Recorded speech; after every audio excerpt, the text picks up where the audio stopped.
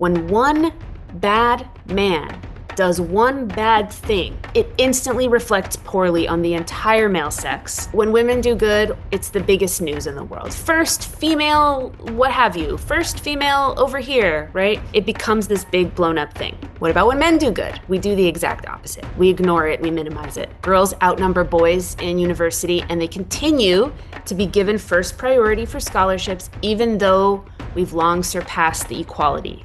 We've massively overcorrected, but no one is willing to say that, to say, okay, it's time for women to give up their privilege.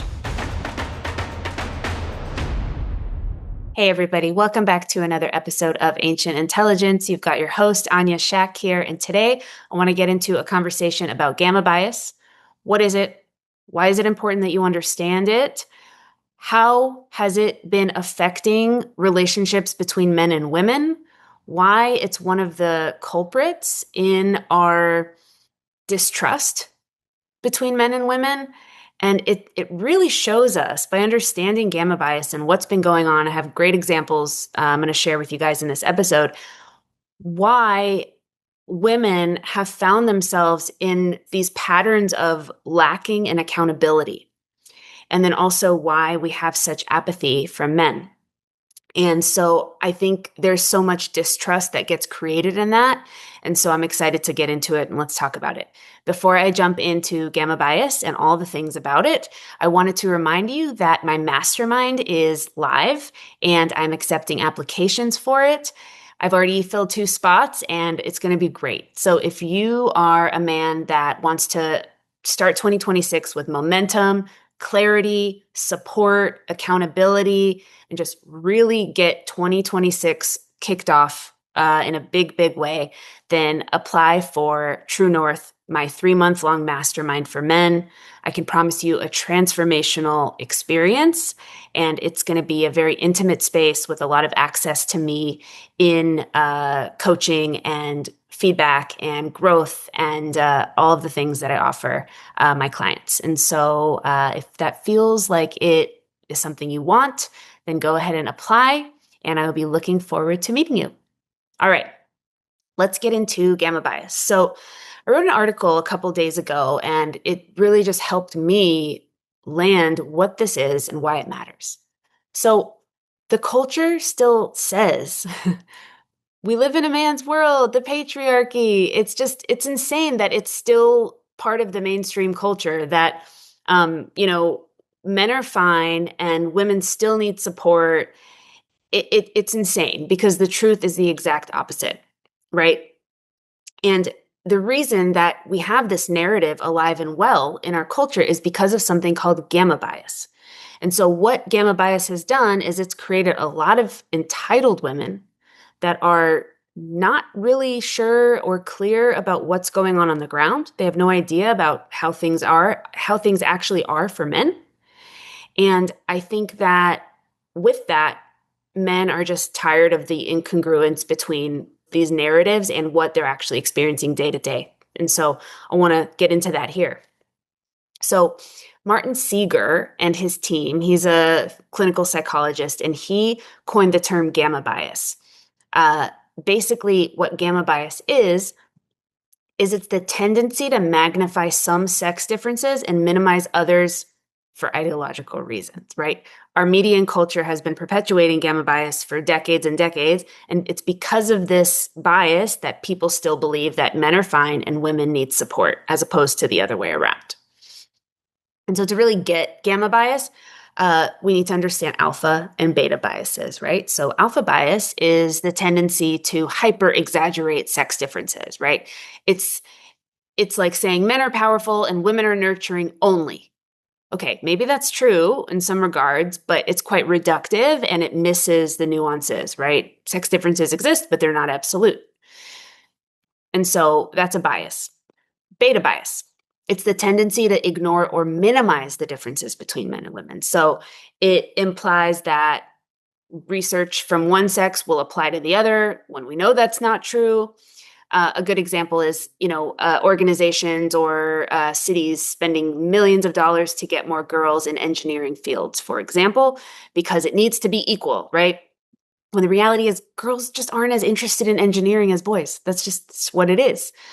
This is based on that long-standing evolutionary sex difference that boys typically like things and girls typically like engaging with people on average, right? So sex differences are there. And so gamma bias minimizes some, maximizes others for a storytelling purpose. And so with that, people believe that men are fine and women are not, or the women are not, and they still need help, right? So what this has done, because that's not the true reality on the ground, it causes so much resentment and distrust, and that's one of the big problems that we see, right? Just pinpointing one of the problems out there. So it's quite fascinating when I was watching Martin Seeger talk about this, the way that he has explained this and identified like how this has been done, how gamma bias has been perpetuated for all these decades. Basically, the idea is that there are 4 areas where we either minimize or maximize sex differences. And area 1, celebration, so doing good things. Area 2, perpetration, doing bad things. Area 3, privilege, getting good things. And then area 4, victimhood, getting bad things, right? And so what gamma bias is that we magnify 2 of the 4 for women and we minimize the other 2. And we magnify the 2 of the 4 for men and we minimize the other 2. So we just ignore storytelling and reporting on 2 of these areas for men and ignore 2 of these areas for women. I'm guessing it's obvious now at this point which ones we ignore for whom. So we ignore celebration and victimhood for men. So all we get is that men are perpetrators and they're privileged. And we ignore perpetration and privilege for women. So all we get about women is that women are amazing and wonderful and they're victims and they need support, right? What about all the perpetration that women do? What about all of the privilege that women receive? And what about all the celebration and good things that men do? And what about all the victimhood that men receive as well? What about all the bad things that men receive in culture? So that's the whole point of gamma bias, right? It's not to say, oh, let's flip this and inverse this and start a gamma bias in the other way, in that we ignore all of the good that women do and we ignore like women that are victimized. No, the point here is let's not have this bias at all and let's just tell the full story, right? Men are good. Sometimes men do bad. Women are good. Sometimes women do bad, right? That would be the full story. But we don't do that. And so here's some examples of how we don't do that. So celebration and perpetration specifically. When women do good, it is national, international news, right? Girl power.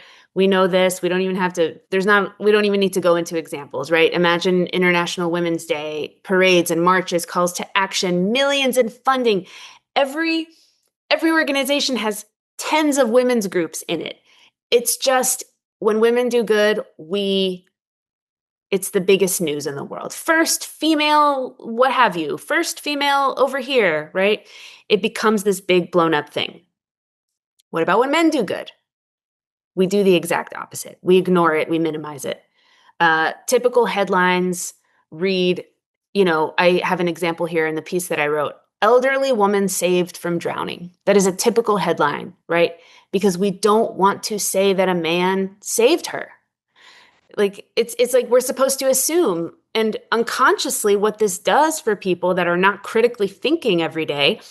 Oh, okay, elderly woman saved. Elderly woman saved. Women do good. Elderly woman saved. So there's no men do good content coming into their unconscious, right? The reality is bystander rescues are done 90% by men. This is a sex difference. Like it is a sex difference that men save strangers and women do not. This is just what it is. And we minimize that. And this is gamma bias. What about perpetration? When men do bad, it's front page news. It is the talk of the world. When one bad man does one bad thing, it instantly reflects poorly on the entire male sex, okay? And the narrative then becomes, oh, we've got to teach all boys to respect girls, as if the default setting in boys is bad. This is so disempowering for boys. This is so heartbreaking for girls and women as well, because again, it unconsciously creates a narrative that men are bad, when the reality is that the 0.001% of men, tiniest little percentage of male psychopaths that are, Machiavellian, have dark triad traits, that would actually commit violence and sexual abuse. They're just making it seem like this is what men do. Like, this is who men are. And I've actually heard from a few boy moms in my life that this is something that they didn't understand until they had a son. And it was like, oh my gosh, everyone keeps telling me that my son is default bad. What? How is this possible? And it's just heartbreaking, and it's not okay, and it's not good for anybody. So what about when women do that? Okay. We ignore it. We minimize it so hard that the only bad data that comes in comes from the male side. So we skew the most dangerous parts of women. We skew the most negative aspects of women. And it's so dangerous because what that does is it creates a lack of accountability in women. And this is one of the, if I could like wave a magic wand, right? If we could get accountability back in regards to women here, because I think that's one of the ways that men are losing trust with women. And it's one of the barriers to our union and our connection. So one of these examples, of course, is that women actually perpetuate 70% of all domestic violence. All domestic violence. There's some data that I have in this article. I'll link it down below so you guys can have access to the sources. But most domestic violence is reciprocal. In the US, it's 50% reciprocal, same in the UK. And in those reciprocal violent situations, it's called IPV, intimate partner violence. 70% of violence was committed by women. So what ends up happening is like a woman will be violent, a woman will be abusive and physical and violent. And then after 12 times, a man will respond. On the 13th time, it will be him, and he will be the only person that's in trouble. Right. And we also see that 43.8% of lesbian women experience violence, only 26% of gay men. So you know that women are doing this more. And I just think it's such a big one. Another great example of where we talk about male perpetration and we ignore male celebration or male goodness is the Aurora, Colorado movie theater shooting. Do you remember that in 2012? So a gunman opened fire on the audience and killed 12 people while injuring 70. It was very heartbreaking. One of those heartbreaking days in the United States that happens all too often. But the reality is that this was a psychopathic murderer killer, right? Someone with psychological issues. Yet we talk about it as if, man kills 12 people. Meanwhile, we ignore that 3 men threw themselves on top of their girlfriends, saved them all while being killed themselves. Like I said before, 3 men saved their girlfriends, okay? But the headline would read something like, 3, women saved by heroic act from audience, something like that. When the reality, the headline should read, 3 heroic men saved their girlfriends. That's it. So with this, there's a lack of accountability in women, and there's this growing apathy and passivity in men. And I know that biggest killer of men is passivity, right? It's so demotivating, and it's just so bad for everyone. And this is what is driving men and women further apart. So we've got to fix this. When it comes to privilege and victimization, it's crazy how when men are privileged, we try to amplify it and magnify it. And men are not privileged anymore. That's the thing. We have to make up terms to pretend like men are privileged. Maybe the only privilege that a man might have might be his biology in some way. And I think that's the one thing that people continue to talk about, this idea that because men are bigger and stronger, they feel more safe in public spaces. Arguably, if we celebrated men and appreciated men and respected men just in the day-to-day macro and micro workings of our lives, I'd argue women wouldn't feel unsafe in public because men would feel, compelled to keep the psychopaths at bay, right? So yeah, we just make up stuff. Even if it's like man-spreading, mansplaining, remember all of that? It's like, oh, men are so privileged. They need more space for their legs on the subway. It's like, what the heck are we doing? Again, it's just because there's nothing to talk about. They just need to amplify and make stuff up. And it's so ridiculous.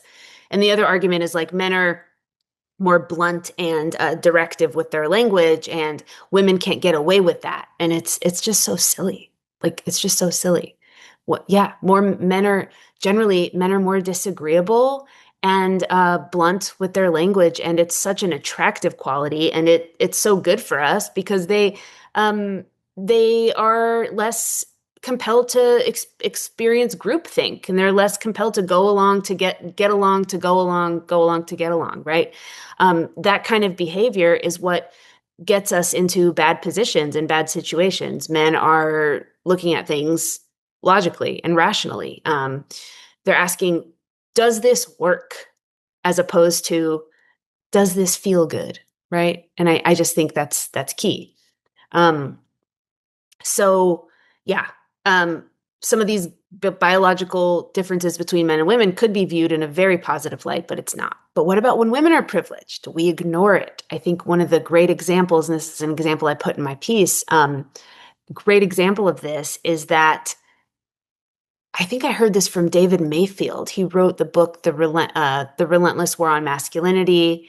And he basically, I haven't read the book yet, but he is just talking about all of the ways, and gamma bias is part of his book, and all of the other ways in which people don't understand what men are dealing with. So he was talking about that it was actually back in 1982 that American universities became majority female. Title IX went into action in 1972 to correct that imbalance, to ensure equal opportunities for girls. It only took 10 years to correct the imbalance, right? But today, the reality is that we have a much bigger imbalance than we had before Title IX, but in the opposite direction. Girls outnumber boys in university, and they continue to be given first priority for scholarships, even though we've long surpassed the equality. We've massively overcorrected, right? But no one is willing to say that, and to say, okay, it's time for women to give up their privilege. They're privileged in that environment, in that circumstance. If we really care about equality, wouldn't we do that? But the point is we don't care about equality, and that's why this continues. So it's wild. Victimization. When women are victimized, we amplify the hell out of it, right? Me too. Okay. The believe women fallout that came from it. We amplify it so hard that it becomes skewed. And then it's insane. It's so heartbreaking what happened in the fallout of Me Too, right? Yes, of course, there were some women that were victimized, but suddenly evidence and due process became this nice to have. And federal policy and cultural messaging inflated this female victimization. And basically, it made it seem like all women are these vulnerable victims when they're not, right? And that all men are these threatening perpetrators when they're not. So many male victims were created during this time, male victims of false allegations. And where's the accountability, right? Where's the accountability? But what about male victims? We don't care. We keep quiet. We don't really talk about it. There's so much to this, and Martin Seeger talks a lot about this, and there's just a lot. But I highlighted a couple of key points, a couple of key data points. So we know that 70% of men are homeless. We know that men are 5 times as likely to commit suicide in the West. We know that boys lag behind girls in schools and universities across the board. Um, we know that the psychological departments in the psychology field is approaching 80% female, right? Ignoring the male needs. Workplace fatalities are overwhelmingly male, 92%. Okay. And this is a good one. And this is a big one because it goes back to the women committing domestic violence. So women receive 70% shorter prison sentences for committing the same crimes as men, often avoiding charges and conviction altogether. Okay. Lack of accountability again. And I understand why people are throwing their hands up, why men are just throwing their hands up. I understand it deeply. I do. Because the thing is if any of these points reflected women, we'd have instant committees assigned to solve the problem. I know many people have talked about this, right? Chris Williamson, different people, millions in funding. We'd have policy changes enacted instantly. It'd be a completely different story. We'd be talking about this. And so why? One of the things that was talked about, like, what's the greater why here? Okay. Well, the root cause of this attitude is potentially biology based. So we think about why do men get less sympathy? Why is it like this? Well, we've always evolved to protect women and children because of women's childbearing potential. Men have always been expected to take risks and go to war and do some of the hardest demanding physical tasks. So it's like this grain of truth fuels this idea that men should get less sympathy, right? But it's so interesting because it's almost like some of these narratives also come from, antinatalist places and these like girl boss elite women areas where it's like, oh, put off having kids. And so they've created this ugly, ugly narrative about men being bad and men being privileged, and have been perpetuating it.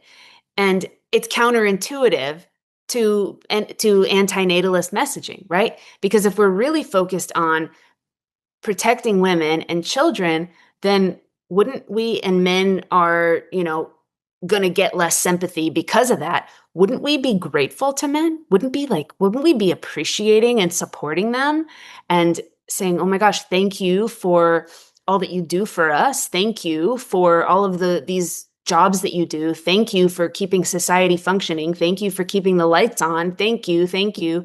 Just all of that, right? Just like basic appreciation.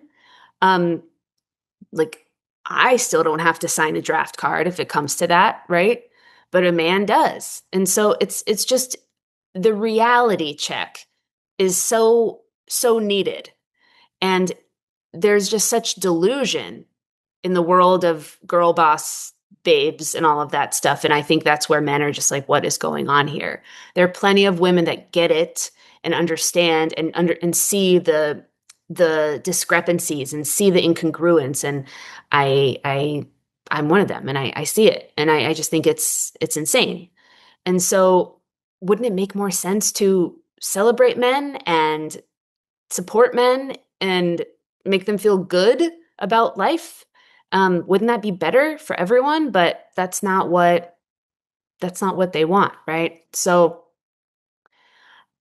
I was ending this article and I was just talking about like my purpose with this podcast and pointing out where things aren't working so that we can find some solutions, and taking in history and culture and social and also polarity and all of it together.